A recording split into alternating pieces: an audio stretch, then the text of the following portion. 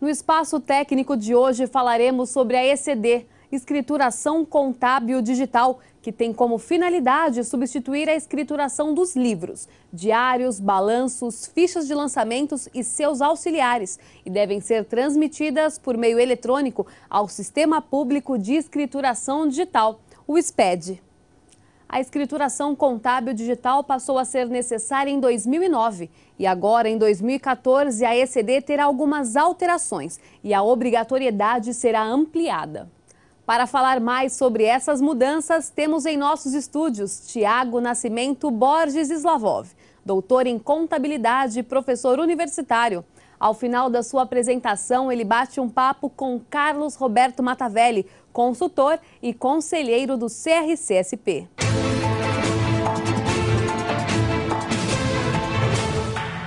Profissionais da contabilidade. Hoje estamos aqui para apresentar as recentes mudanças introduzidas pela Receita Federal em relação à escrituração contábil digital, também conhecida como SPED contábil, projeto esse introduzido pela Receita Federal em 2007 e que é considerado até então um dos primeiros projetos do chamado SPED, Sistema Público de Escrituração Digital. Para 2014, mudanças apresentadas pela Receita Federal ampliam a obrigatoriedade dessa exigência e introduzem vários aspectos em relação ao conteúdo e à forma de apresentar e de preparar essa obrigação. Então, apresentaremos aqui um resumo dessas principais novidades e dos principais impactos e desdobramentos dessa obrigação fiscal acessória, o SPED contábil.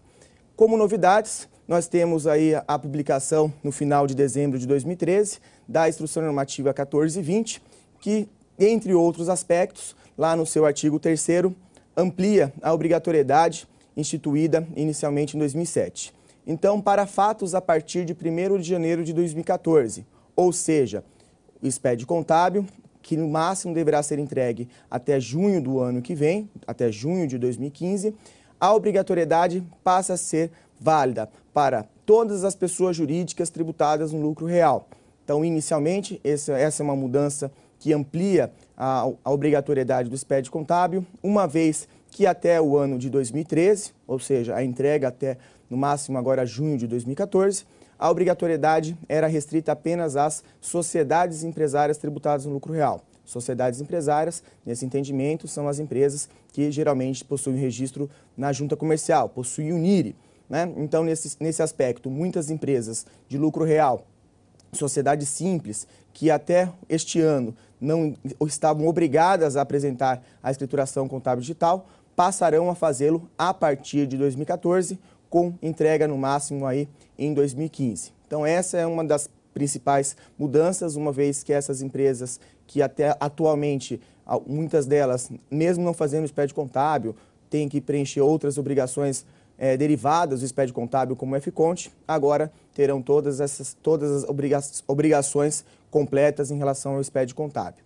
Além de todas as empresas tributadas no lucro real, a partir de 2014, entregue 2015, entregarem o SPED contábil, também passarão a entregar, conforme o inciso 2º do artigo 3º da Instrução Normativa 1420, também passarão a entregar as empresas tributadas no lucro presumido que distribuírem lucro acima do limite de presunção, ou seja, aquelas empresas que distribuírem lucros utilizando a contabilidade, além daquele teto estabelecido na legislação tributária da distribuição pela alíquota que a empresa faz o recolhimento dos impostos, essas empresas efetivamente passarão, a partir de 2014, entrega no máximo em 2015, a apresentar a escrituração contábil digital nessas hipóteses.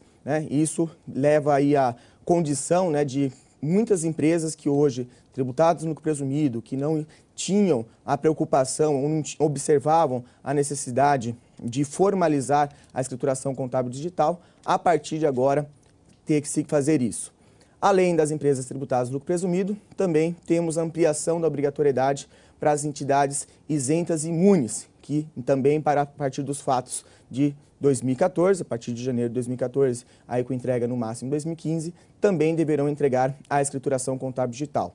Nesses três contextos tributários, lucro real, empresas do lucro presumido e sociedade simples, sociedade empresária e todas as demais formas, independente desse aspecto societário, hoje passarão a entregar o expédio contábil a partir de 2014. Essa é a principal mudança da Instrução Normativa 1420, aí instituída em dezembro de 2013. Mas nós temos outras mudanças, né, que são importantes destacar em relação ao expédio contábil, como, por exemplo, né, a publicação, no final do ano passado, da Instrução Normativa do Departamento de Registro da Empresa e Integração, que a Instrução Normativa número 11 de 2013, que trata efetivamente da uniformização dos procedimentos de autenticação.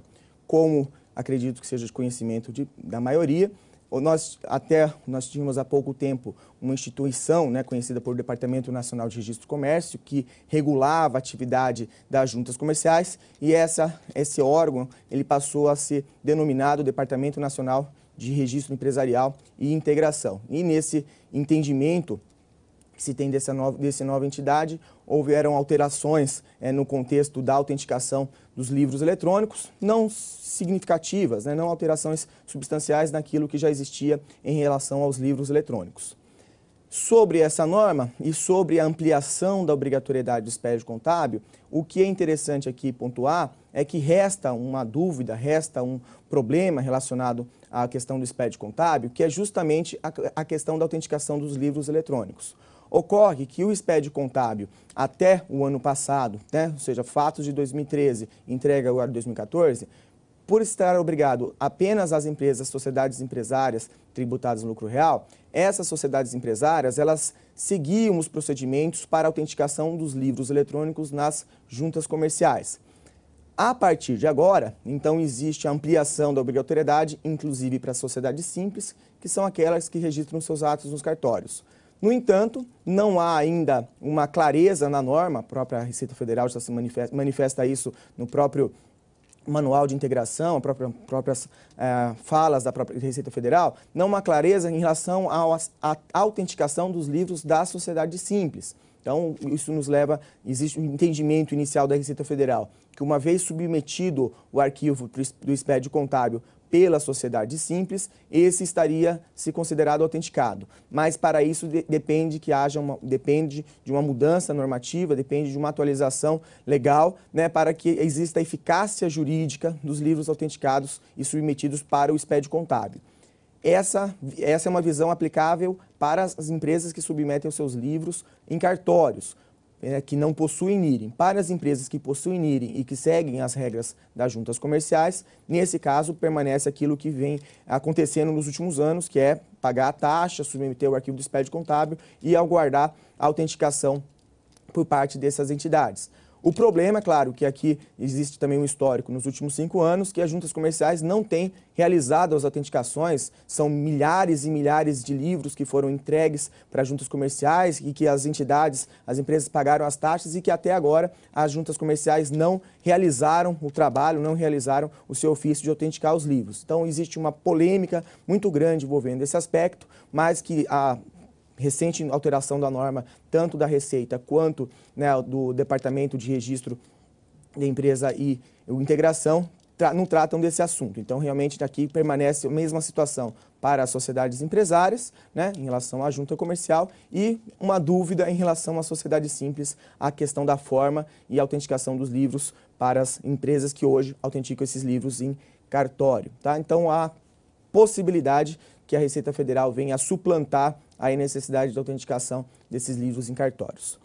Além dessas alterações, também foi publicado no final do ano passado um novo layout para o expédio contábil. O ato declaratório COFINS 103 de 2013, né, tratou de incorporar algumas pequenas, né, atualizações de layout e dar alguns esclarecimentos, algumas atualizações para alterações recentes, né, que tinham levado aí algumas dúvidas, tinham levado alguns problemas em relação ao programa, inclusive, de validação dos arquivos. As principais alterações foram, né, a inclusão no registro zero da indicação de empresas de grande porte. Então, as empresas de grande porte, sociedades anônimas de capital aberto, aquelas empresas que faturam acima de 300 milhões, ativos acima de 240 milhões de reais, elas farão a indicação no próprio expédio contábil dessa sua situação contábil, né, da sua situação jurídica em relação à obrigatoriedade, por exemplo, de auditoria externa. E isso remete há uma outra alteração no layout, que é no registro I30, que trata lá na abertura do termo de abertura do livro do SPED contábil, que hoje as empresas passarão a fazer a indicação, por exemplo, do nome, né, e do registro dos auditores externos. Claro, a conotação maior aqui dessa alteração diz respeito às empresas de grande porte, né? Então essa seria uma novidade dentro do SPED contábil. Outra alteração que se tem recente, um esclarecimento na realidade foi dado, foi em relação ao plano de contas referencial, que inicialmente, né, desde a concepção do SPED contábil, era um registro facultativo, passou, né, por um processo, aí no ano passado, né, a Receita Federal havia anunciado que estaria excluindo esse registro dentro do SPED contábil, mas agora, nessa publicação recente, voltou a ser incluído. No entanto, cabe aí o destaque, cabe a observação de que a questão do plano de contas referencial não afeta principalmente o SPED contábil, e sim as obrigações fiscais acessórias derivadas do SPED contábil, que atualmente são o FCONT e que futuramente será a escrituração contábil fiscal, a escrituração que substituirá a DIPJ, o LALUR e o atual FCONT. Tá? Então essa seria a principal aí também alteração ou esclarecimento dado recentemente. Outra alteração do layout em relação ao SPED contábil foi a inclusão, né, isso já estava definido, mas agora no novo layout há uma formalização da inclusão da demonstração de lucros e prejuízos acumulados. Já existia o layout para o balanço patrimonial e a demonstração de resultado, e agora a DLPA ou DMPL lá no bloco J200, as empresas informarão esse registro. A condição de apresentação dessas informações, ou seja, da demonstração de lucros ou prejuízos, obedece às normas contábeis, né? As grandes empresas, as pequenas e médias empresas, elas têm características em relação à forma de apresentação dessa obrigação. Um outro esclarecimento, né, de uma outra mudança, porque havia uma previsão disso aí durante o ano 2013 em alterações de layout apresentados pela Receita Federal, foi em relação ao bloco J300 e J400 relativos à demonstração do fluxo de caixa e valor adicionado. Então, o fluxo de caixa e valor adicionado, que inicialmente, no ano passado, a gente vinha falando sobre isso, estariam sendo registros previstos, né, de forma específica dentro do SPED contábil, acabou se excluindo esse registro do SPED contábil, né, mas isso não significa que essas informações, essas demonstrações, o fluxo de caixa e valor adicionado, não possa estar dentro do SPED contábil. Então, nós sempre recomendamos e sempre orientamos as empresas a informarem esses registros lá no bloco J800 de outras informações, onde são incluídos lá os arquivos no formato RTF, né? Então, para fazer parte do conjunto de informações da empresa, né? Então, esse registro. Essas são algumas alterações e a última alteração, mais especificamente em relação ao layout, diz respeito à identificação dos signatários, quem assina o SPED contábil. E nesse aspecto, a mudança que existe no layout, agora formalizada, né?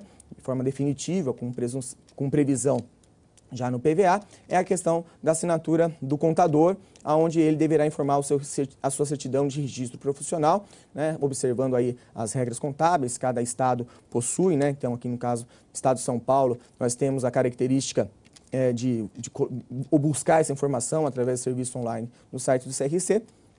Então, a partir de agora, essa informação passa a ser informada no próprio SPED contábil, né, o que fortalece a qualidade de informação dessa escrituração eletrônica. Além dessas mudanças de layout, né, uma das novidades que muitas empresas que já vêm fazendo o SPED contábil nos últimos anos vão perceber esse ano, né, se ainda não fizeram testes relativos aí aos fatos de 2013, é a questão do PVA. Então, o PVA que será utilizado para a entrega do SPED contábil agora, no máximo em 2014, agora passa a ser editável. Nesse aspecto, o que é importante, né, esclarecer é que, além dessas mudanças citadas de layout, não existem mudanças significativas no conteúdo do SPED contábil desde o layout definido lá há 5 anos atrás.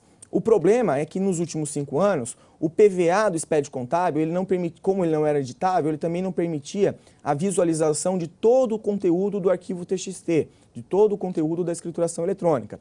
A partir desse novo layout editável, no momento que a empresa validar o arquivo, né, mesmo com a validação sem erro, sem advertência, que como nós já sabemos, né, o fato de estar validado sem erro, sem advertência não significa de forma alguma que esteja certo o arquivo, pelo menos agora, os profissionais poderão conferir, analisar o que foi validado, o que foi exportado do seu sistema e o que está sendo formalizado no sistema da Receita Federal, e aí, com mais qualidade, com mais certeza e até descobrindo aí campos que eventualmente estão em brancos, informações que eventualmente não foram preenchidas, assinar e transmitir esse arquivo para a Receita Federal. Então essa é a condição, né? Essa é a característica aí diferenciada em relação ao SPED contábil também agora para 2014 em relação a 2013, né? Além dessas alterações que nós já citamos. Bem, outra questão que nós destacamos, né? Nós temos aí a perspectiva, então, a de obrigatoriedade para entregue no máximo até junho de 2015 para as empresas de lucro presumido, as entidades isentas imunes, por exemplo. E aí é interessante aqui destacar o seguinte, para quem nunca entregou o SPED contábil, né, para quem ainda não tem a prática dessa obrigação, quais são os primeiros passos, né, que devem ser observados para atender essa exigência? Então, geralmente, as empresas elas têm como primeiro passo, primeira coisa, regularizar os livros em papel. Então, a regularização da escrituração que as empresas vinham mantendo, né, em meio físico, vinham mantendo no papel, encadernação, autenticação nas juntas comerciais, sendo essas entidades sujeitas à junta comercial, ou autenticação em cartórios, por exemplo, né? Então, o primeiro aspecto é formalizar aquilo que já passou. Depois de formalizar aquilo que já passou, também cabe na adoção do SPED contábil uma adequação à própria escrituração contábil. Então, estamos aí com as normas contábeis, Lei 11.638, Lei 11.941, CPCs, recentemente aí o CTG 1000, né, da adoção inicial das demonstrações contábeis, por quem ainda não tenha feito isso, né? Então, cabe aí já essa verificação para a contabilidade ou de 2013 ou de 2014.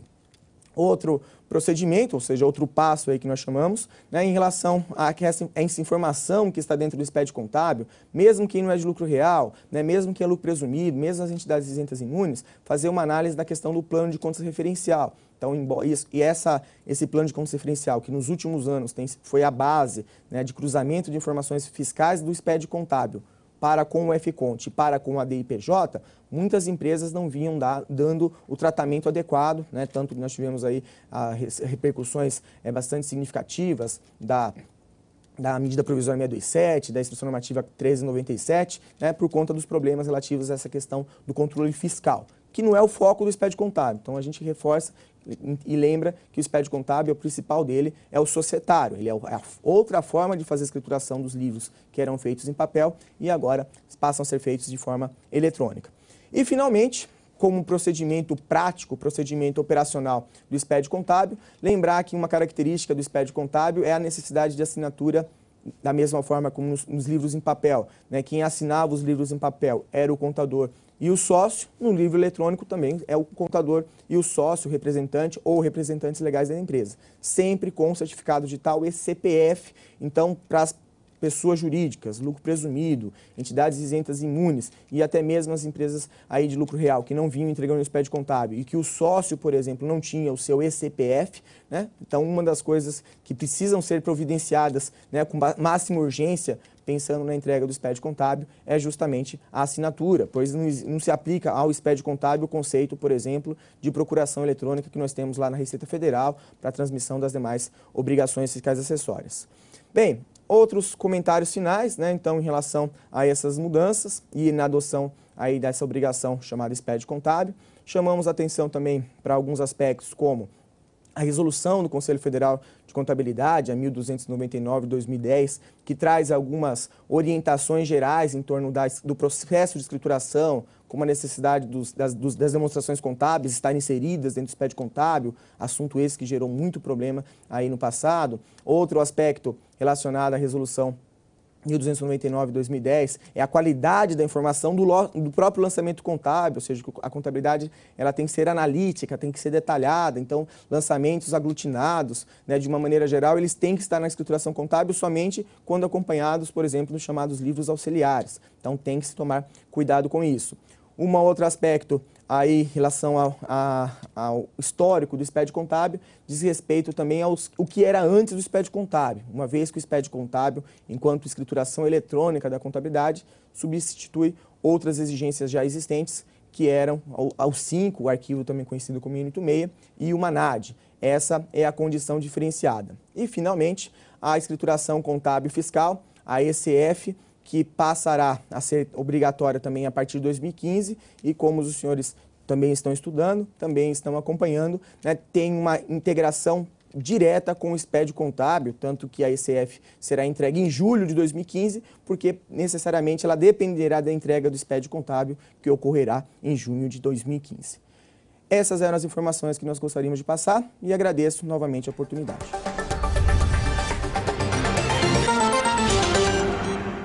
Professor e doutor Tiago, uma satisfação ter um mestre aqui conosco, um estímulo a todos nós da classe contábil que temos que cada vez mais nos aprimorar e contribuir em relação à nossa sociedade. Apesar de dependentes, são distintas a escrituração contábil digital e a escrituração contábil fiscal. O que nós podemos completar um pouco em relação a essa distinção?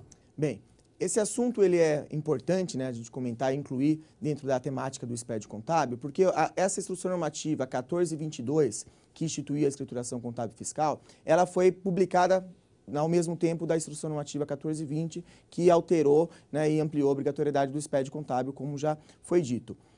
O que acontece é que a escrituração contábil fiscal, que é a escrituração apresentada, né, e ela já tinha sido mencionada, esse título já tinha sido utilizado anteriormente na instrução normativa 1397, que estabeleceu lá as duas contabilidades, por exemplo, um assunto polêmico aí no ano passado. Esse título, ele substituiu a chamada EFD-RPJ, que inicialmente, né, seria apresentada pelas empresas, e o chamado ELALUR. Então, a Receita Federal, agora em dezembro, acabou utilizando a denominação de escrituração contábil fiscal para que em 2015 vai ser entregue essa exigência, substituindo o que nós temos hoje, a Declaração do Imposto de Pessoas Jurídicas, a DIPJ, o LALUR, que hoje é feito, né, em forma diversa e agora passará a ser feito de forma eletrônica dentro da ECF, e também o FCONT, que esse ano as empresas de lucro real têm que apresentar e que apresentarão no ano que vem dentro da ECF. Essa escrituração contábil fiscal, ela além de incluir, além de prever as informações da contabilidade, e esse é um aspecto extremamente importante, a escrituração contábil fiscal ela estará integrada com o SPED contábil. São duas obrigações distintas, com layout e características distintas, mas uma depende da outra, mais precisamente a escrituração contábil fiscal e o SPED contábil. Uma vez que, assim como hoje, na hora de preencher a DPJ, né, as empresas têm as informações da contabilidade e transportam essas informações para a IDPJ, a diferença na futura ECF é que a própria escrituração contábil fiscal vai trazer as informações de forma automatizada do SPED contábil. Essa é a grande característica de mudança. Então, o próprio título adotado de escrituração contábil fiscal, dessa exigência que hoje será entregue por todas as empresas, né, tributadas lucro real, presumido, isentas e imunes, e inclusive lucro arbitrado, essa dá uma característica ainda maior, né, do uso da informação do SPED contábil. Perfeito. O SPED contábil, eu entendo que como processo ele é vantajoso.